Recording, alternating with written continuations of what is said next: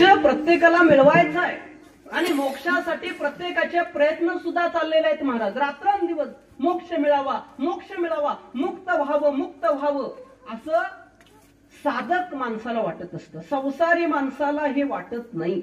संसारी मनुष्या किती वेळा जन्मा यावे, किती व्हावी फजित, ह्या संसारी माणसाचं चाललेलं आहे महाराज. साधक माणसाला, भक्त माणसाला, वैष्णव माणसाला असं वाटतं बाबा किती दिवस आता करायचा हा प्रवास, किती वेळा जन्मा यावे, किती वेळा जन्मा यावे, आता एकदा तरी आपण मुक्त व्हावं असं प्रत्येकाला वाटतं. पण मला सांगा, संसारी माणसाला असं वाटतं का मुक्त व्हावं? वाटतं का? आता मी तुम्हाला सांगतो, एक उदाहरण सांगतो म्हणजे तुम्हाला कळेल. बघा, एकदा काय झालं, एका राजाचा वाढदिवस होता.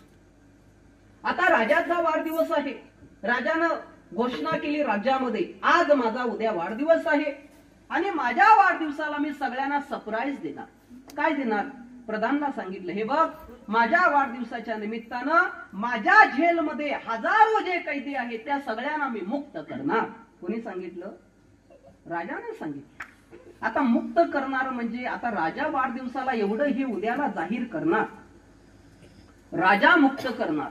प्रधानाला असं वाटलं, जर या राजानं वाढदिवसाच्या निमित्तानं सगळ्या जर जेलला खाली केलं, हजारो कैदींना जर बाहेर सोडलं, तर परत राज्यामध्ये मारामारी होणार, परत बॉम्ब फेक होणार, दगडफेक होणार, परत म्हणे आपल्या राज्यामध्ये शांतता भंग होणार. त्यापेक्षा आता राजाला कोण समजवणार? म्हणून त्या प्रधान हुशार होता. जरी राजा असा असला तरी प्रधान हुशार पाहिजे महाराज.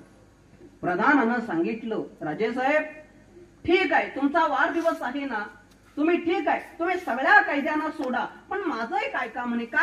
काय नाही, तुमचा वाढदिवस आहे ना, उद्या तुम्ही जावा आणि कुणाला काय पाहिजे ते पहिल्यांदा विचारा.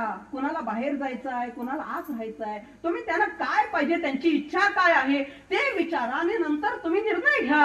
तो म्हटला ठीक आहे प्रधाना. म्हटलं, दुसऱ्या दिवशी राजाचा वाढदिवस, जिथं सगळे कैदी होते त्या कैद्यांच्या समोर कोण आला? राजा आला. आता राजा आलाय म्हटल्यानंतर ते हजारो कैदी महाराज तिथं उपस्थितीत झाले. राजाचा वाढदिवस झाला कैद्यांच्या समोर. त्याच्यानंतर राजानं विचारलं, आज माझा वाढदिवस आहे. हजारो कैद्यांना सांगितलं, तुम्हाला काय पाहिजे ते माझ्याकडनं मागून घ्या. लगेच एक महाराज मनुष्य आला. त्या माणसानं सांगितलं, राजेसाहेब वाढदिवस आहे ना, मला एक द्या म्हणे. का? मी ज्या खोलीमध्ये मला कैद केलंय ना, त्या खोलीमध्ये भेकून फार आहेत, तेवढं औषध तेवढं मारून द्या. ठीक, बेकनाचं औषध आणायला लावलं. दुसऱ्याला विचारलं, बाबा तुला काय पाहिजे? त्यानं सांगितलं, राजेसाहेब थंडी फार पडलेली आहे, जरा चादर असली, जरा चांगलं हे वगैरे जडजूड असलं तर बरं होईल. ठीक आहे, तुझ्यासाठी व्यवस्था केली. तिसऱ्याला विचारला,